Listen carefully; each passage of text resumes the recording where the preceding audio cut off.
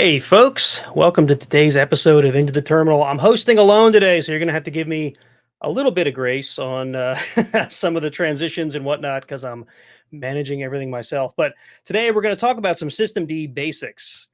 There's a lot of things that changed when RHEL went from the old init system to systemd. Some of those were very core things like how do I reset root's password? How do I reboot the server?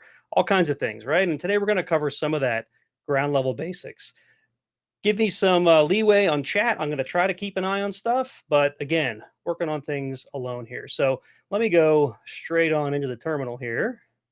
And I apologize for the size of the font here. I'm working in a VM console. It's hard to make the font any bigger than it is now. But what we're going to walk through here is how to reset root's password, right? So let's assume that I've got a system here. Obviously, that it's booted right now. I know root's password, but let's assume that I don't know root's password. And what I want to do is reset that password, right? This is one of those core things that happens, right? You've lost root's password. Maybe you're looking at doing an exam, hint, hint, that requires you to know how to reset root's password. Here's a good quick run through of how to get that done. So the first thing we're going to do is reboot this machine. So I'm just going to use the VM console, tell it to reboot. And what we're going to have to do, sometimes you got to be quick, depends on the grub timeout, but you need to interrupt the boot process. There's like a 10-second timeout here, depending on how you have things configured. Sometimes it's shorter than 10 seconds. In these VM environments, it's actually 0 by default, and you have to go in and change it. I have my lab set up differently so that I can actually interrupt boot. Okay, so let's get into the important stuff. You see we got a boot entries here in grub. We're going to hit E, the letter E on our normal boot target. We're going to go to this line that says Linux. Okay, now this is a virtual machine. And one of the things that happens with a virtual machine is the console, if you can read this, is redirected to a serial port. For single user mode, which is what we're going to try to get into here, I need to take those out. Otherwise, the console doesn't end up in the console here where I can see it. It ends up trying to redirect to a serial port. I think the reason for that is that that stuff isn't initialized yet if you break out of the boot process, and therefore you don't get any output. So we're going to delete those. If you're working on a physical machine, that's probably not going to be the case, right? You're not going to have that redirected unless you're in a special use case. And then at the end of this line that says Linux, right, this is what loads the kernel. We're going to add in rd.break. What that tells systemd to do is to basically break the boot process as soon as it gets there, right? As soon as it gets to the first situation where it can get that done. So we're gonna type that in there, and then you hit this. This was actually first time I encountered the newer versions of Grub. How do I boot after I've edited it? It was always a little bit tricky. It's right down here at the bottom. It says either hit Control X or F10 to boot. Some systems, Control X doesn't work at this point. F10 might not work at this point. That's why you have two different options there. So I'm going to hit Control X, and it's going to start the boot process. And you should see the usual boot process that you'd see at the console of any Linux system. Okay, and here we are. We're at a very bare bones Linux prompt. Okay, now none of my system is actually loaded at this point. We're still in like the grub boot environment. It's called emergency mode. And if you look here, you see I don't even have most of my system mounted here. But if you look in sysroot, that's my disk. That's my VM's bootable disk, or where the operating system is at. So what we're going to do first is, I see a question in chat. This is RHEL 9. This is 9.5. I updated it just before we did our show today. So what we need to do is two things. First, this is mounted as read-only. If we do mount, you should see, if we can find it in the list here, it'll say that sysroot is mounted RO, read-only. And I'm even having trouble reading this, guys. I'm sorry. It's very, very tiny. Here we go. Dev mapper VG root on/sysroot XFS RO right there. It tells me it's read-only. So let me clear the screen here so you guys can see better, hopefully. And then we're going to go mount-O remount, which tells it to take the mounted file system and simply remount it. And we're going to add an option of RW and then /sysroot. And what that does is, if we look at mount again now, oh, if I type it right, is now my logical volume. I can't highlight this. That'd be a lot easier. You can see here it says RW now, which means it's read write. Now we're going to chroot into that particular volume. So we're going to do chroot slash sysroot. And what this does is it gets me to a chi-rooted environment, treating slash sysroot as the root of my system. So now I don't have my actual system up and running, but I'm in its environment, which is what's important. Clear the screen one more time. Let's see. I see someone talking about being listed as 9.2. That's because in my boot environment, you may have seen 9.2. There was also 9.5. But 9.2 was the old version that it was on before the updates, if that's what's being asked in chat. So anyway, now that we're in the environment, I cleared the screen so you can see better. We're just going to do password. And it's going to ask me, it's going to say, we're going to change the password for root. I'm going to set it to something super secure. Okay, yeah, it's shorter than 8 characters. Thank you for reminding me. Anyway, the sorry, I'm just looking at chat here. I see there's still some conversation going back and forth. So anyway, at this point, I've changed root's password. However, there's another thing that you need to know, and that is that in this environment, remember I said the system isn't fully running, right? That's obvious. All of my various services and whatnot are not up and running. That includes SE Linux. However, the disk that I just worked on still has SE Linux contexts applied to it. And when I boot the system with SE Linux enabled, which is where it should be, right, enforcing, it may not be able to interact with things like Etsy password, Etsy shadow that were just updated in this temporary environment that is not SE Linux aware. So to fix that, we touch a file in the root of sysroot, but remember we're chi-rooted, so it's slash dot auto relabel. Okay. And what that does is the next time we boot the system, it's going to tell SE Linux, hey, you need to reapply contexts to this particular volume before you boot up all the way. And if I reboot right now, you're going to see, oh, I have to exit, sorry. If I just exit out of here, it's going to now try to go through boot. And it's going to actually pick up where I broke out of, and it's going to do the auto relabel. And the last thing that happens after an auto relabel is it will reboot. So let's just give it a moment here. Auto relabeling sometimes takes a little bit. I once, on a system that I was working on remotely, it wasn't a prod system or anything. I had, this was in the days when a lot of people ran with SE Linux off, and I was at the time.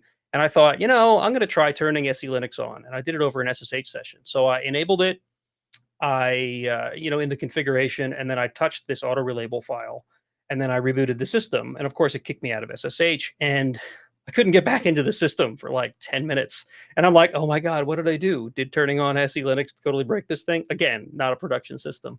But that's how long it took. It eventually came back up, and I was good to go.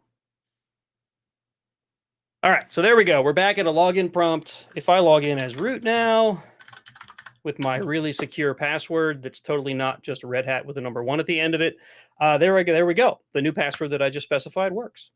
So now you know how to reset root's password in a rescue environment. So let me go back here. So stay tuned. We're going to talk a little bit more about some very common things that you're going to need to know how to do with systemd in order to, pretty much just manage some baseline stuff in your system. A lot of these things have backwards compatibility, sort of aliases and whatnot in place. But I got to imagine there's a day when those are going to go away. So if you're not already using systemctl to do things like reboot your system, you're going to want to learn what the syntax is and how exactly it operates. So stick with me. I'll be back in literally just a second or two. And remember, if you like this kind of content, be sure to like and subscribe. And yeah, hold on. Let me find the button here. Here we go. I'll be back in a moment.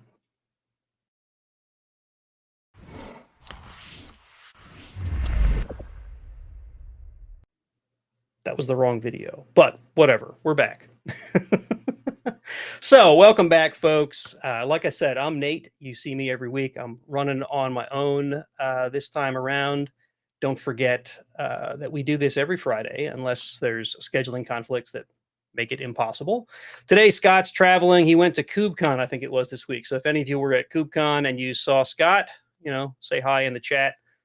Maybe Scott's watching. I don't know. Apparently, he had to fly back on a red eye, and he's asleep or something. So, at any rate, thanks for tuning in. And like I said, we're going to be talking about some more SE Linux related things today. So, we talked about resetting the root password.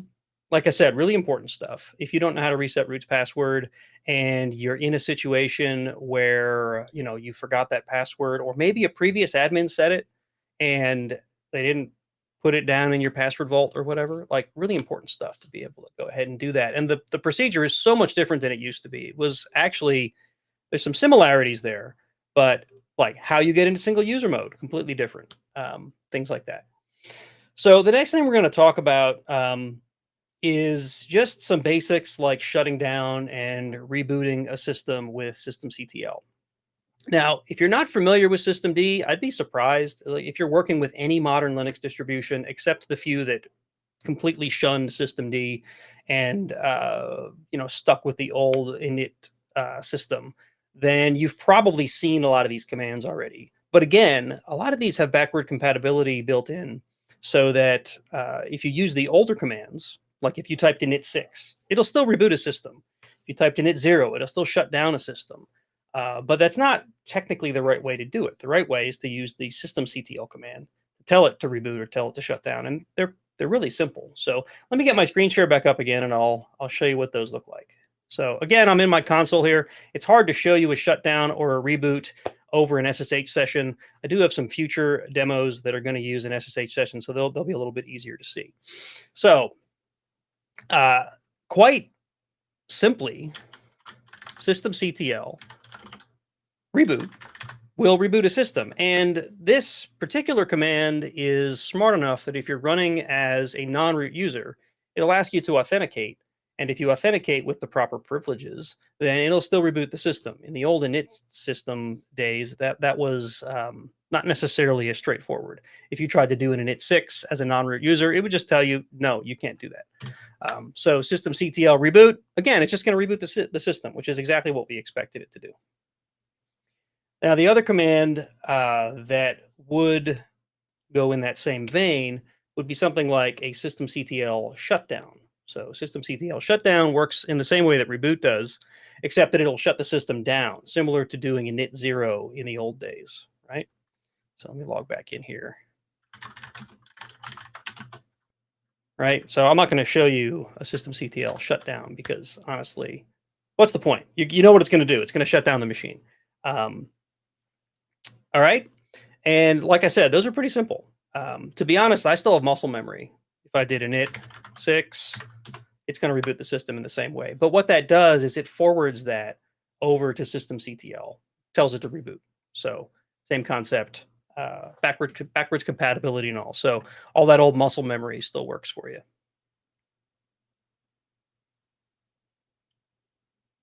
All right. Now, the other thing I wanted to show you,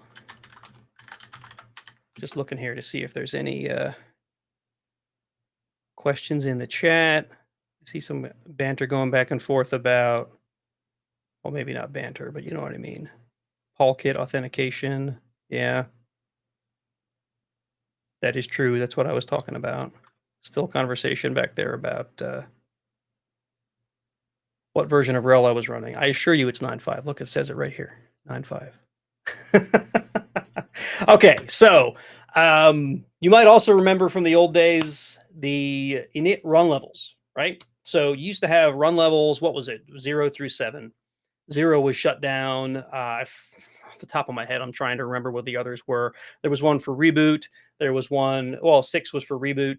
There was one for the text-only multi-user interactive mode, and then there was graphical mode. There was also, I think, a run level that was multi-user, not multi-user. It was like single user, similar to what we did for the that was run level 1, right? That's how you used to fix root's password, you would tell the system to go to run level 1.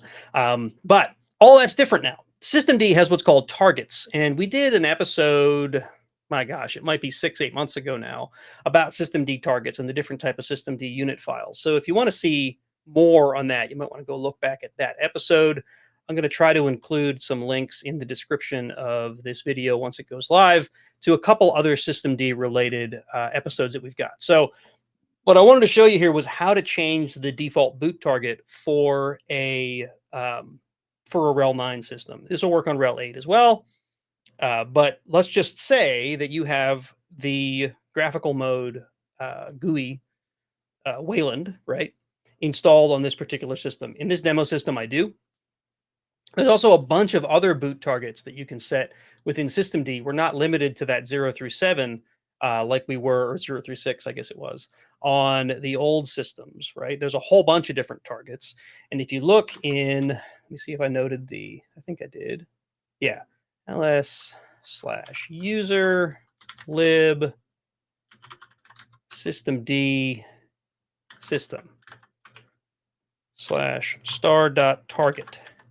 Now, these are all systemd unit files. In fact, if I just looked at system, you'll see these are all of my unit files that came with systemd. Now, other ones can go inside of Etsy. If you look inside of Etsy, systemd system, you'll see these are mostly symlinks that go out to the ones that are in user lib. And that's by design. That's so that you don't have duplication of all this stuff. So things that are built into systemd are going to link out to that user lib. But what I wanted to show you was in user lib systemd system /star.target. You're going to see there's a bunch of targets here. Now, not all of these are targets that I would recommend you'd want to set as your default boot target, right? There's like a shutdown target. If you set that as your default target, then every time your system boots, it's going to shut down. And that probably isn't desirable unless this is a system that you've got locked out for some reason. I guess that's a good reason to do it that way. You know, say this is a decommissioned system, and maybe the last step you do before decom is set the default boot target to shutdown. I guess that's reasonable. That way, if someone accidentally turns on that virtual machine, it doesn't come up and start doing stuff it's not supposed to do. Anyway, Linux gives you all kinds of ways to shoot yourself in the foot, and that could be one of them. So be careful with that. Why not using systemctl power off? Is it much different? Is power off different than shutdown? I'm not really sure. I'd have to look into that. But at any rate, there are two targets that are very similar to the old init Runlevel 3 and init Runlevel 5. 5 was graphical mode and 3 was multi-user. And they're actually just called multi-user and graphical. So if I currently, the default boot target for this system is the multi-user target. But if I wanted to make it the graphical target, all I have to do is systemctl set-default and then graphical. Now I can do graphical.target or just graphical, as long as there's not some other weird conflict going on in the target naming system. It should work just fine, right? So there you go. You could see that it says that it's removing the Etsy systemd default.target, and it's replacing it with a new symlink that points to that Etsy user lib systemd system graphical.target, right? Now, what this is going to tell it to do is next time I reboot, it should come up in graphical mode. So I'm going to go ahead and reboot the machine again. And what it should do is bring us up to a graphical prompt.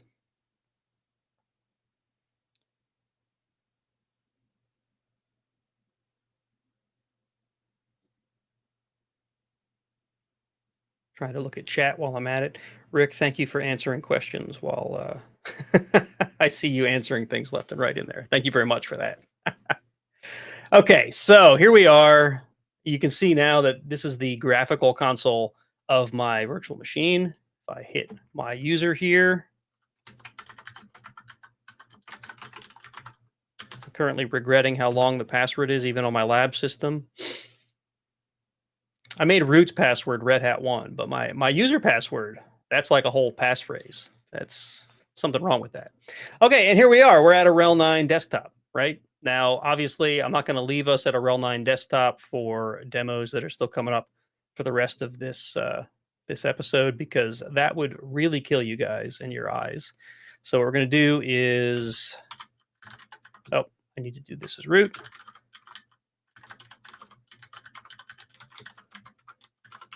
Now, what I typed in here was sudo systemctl set default multi-user. And what that should do is set us back to the multi-user target. And then if I did another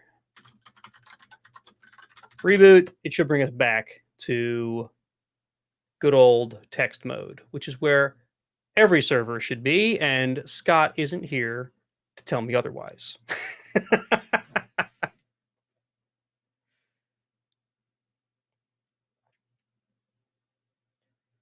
All right, so let me see. Do we have any questions I need to answer in chat here before I move on to the next demo? This, like I said, this is all pretty base level stuff, but if there's any questions, feel free to throw them out there.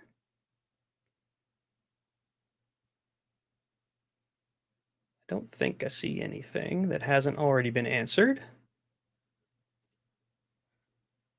All right, so for the next demo, let me switch my screen share because there's really no reason to keep giving you guys this eye chart of a screen share. Let me find my terminal. I've got way too many windows open, it seems. Here we go. There's my terminal. All right, so here we go. This is a much easier thing to see. Let me get back into that machine and clear out the screen. Okay, so we're just going to go into root as it's easier that way. All right, now the last thing I wanted to show you and we've done this a billion times on Into the Terminal, but just one last thing, right? Controlling the boot would be what services am I starting at boot, right? So this is probably pretty straightforward. I also, let me think. Is service? Yes, it is. Service is still an option. So if you remember the old days, there was a command called service that would let you do things like, let's see,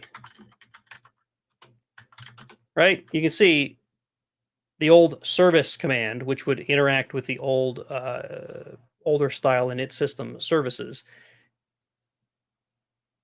Why did I think my screen share just vanished, folks. Give me a sec. Why did my screen share die?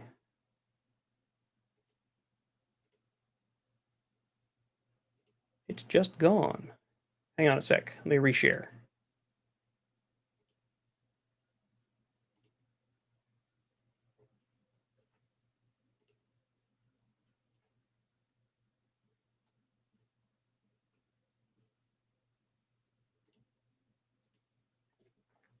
There we go. Sorry about that. I'm not sure what happened there. I didn't hit any buttons. It just went away on its own. Okay. So where was I? All right. So this is just an example that the old service command, the old service restart or service, service name restart or service name start stop, whatever. Those still work. But again, that's for backwards compatibility. I'm going to recommend you try to get used to the new way because honestly, systemctl lets you do things like start and stop more than one service at a time, and enable and disable more than one service at a time. I think it supports wildcards and globbing, like all kinds of stuff that the old service command just didn't do, right? So I'm going to use our good old demo that we always use, which is HTTPD. We love HTTPD here at Into the Terminal.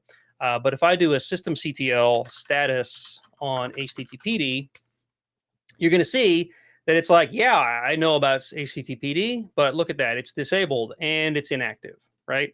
So if I did a systemctl start on start on HTTPD, you can see if I did status again, it's going to say it is now in fact running active, but it's still disabled, right?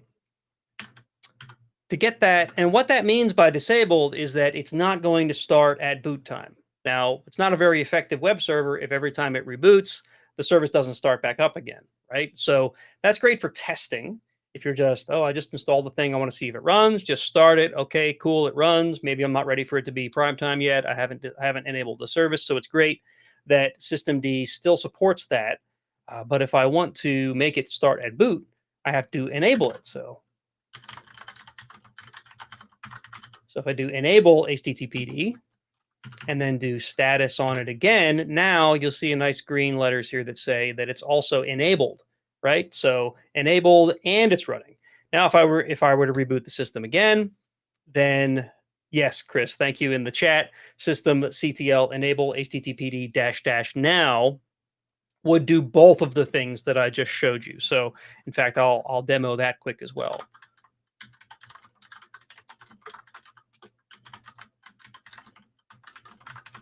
So if I stop it and disable it again, we're going to go back to status and you're going to see it says it's disabled again. You're going to see it's inactive again, right? Here's that disabled. Here's that inactive. And we're going to clear the screen again. If we do systemctl enable dash dash now HTTPD, what it's going to do is tell it to do both of those steps at the same time, right? And again, it gives you that. Remember when we did the systemctl set default for the default run level? It gave us a similar output that it's making this symlink.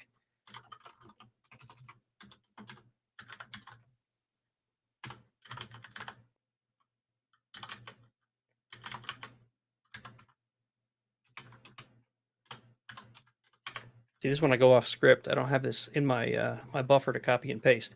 So the way systemd works is inside of etc systemd system and then the name of the target. There's a subdirectory called multiuser.target or graphical.target.once. And this is like a dependency tree between whatever that run level is or whatever that target is and what services should start with it. And inside of there, you're going to see all the services that are told to start along with the multi-user target, right? And in here, we should now see HTTPD. There it is, httpd.service, and you can see it links out to that userlib systemd system httpd.service, right? Just like I was showing earlier today. Now there should also be a graphical.target.once, and you're going to see a very similar list of services plus anything that a graphical environment needs, right? So you can see it also enabled HTTPD in there. So if I were to switch to that run level or that target, it should also start HTTPD that way. Again, server with GUI. Such a great idea. Not a terrible idea. Okay. Where was I? I think that's everything, right? If we do a systemctl, I forget if I showed you this, status on HTTPD now, you can see after I did the enable dash dash now, it both enabled it and started up the service. So there you go. This also is a great way to see, the status of the service. Did the service start? Are there any errors that are showing up in the log here? And you can see it says there's some output here. It says that it started the server and that it came up and running and that it's listening on port whatever that I set it to listen on, which should be 80. There you go. So most services, and that's actually logging to the system journal, kind of outside of scope of what I wanted to talk about today. But there you go. There's a quick and dirty tour of systemd. Some basic commands that you should know in order to work with systemd. Some commands that you're going to want to know for just very basic control of your system. So you're not going to want to live without those. And I think that's it for today. Are there any other questions that I might have missed in the chat here? I see some clarification stuff. Probably good to demo clearing a failed state. I don't have a good demo baked for that and ready to go at the moment. So sorry about that. All right, I think that may be everything. Systemctl restart for services. Yes, thank you, Rick. Enable then start restart. Yeah, okay. Okay, well, folks, I hope you've enjoyed the show today. That's kind of it for today's episode. Like I said, there's going to be some links in the description of the video for some other episodes where we went a little deeper on systemd. I think there's some Rel Presents episodes as well where we did some systemd stuff. Maybe I can get you some links for those as well. But that's about it for today. Please remember to like and subscribe. Let us know what you think of the episode. Feel free to throw some stuff into the comments too if you're watching after our live show. And with that, I think that's about everything for today. I'm gonna try to play the correct video this time. And yeah, we'll catch you guys next time. Everybody have a great weekend.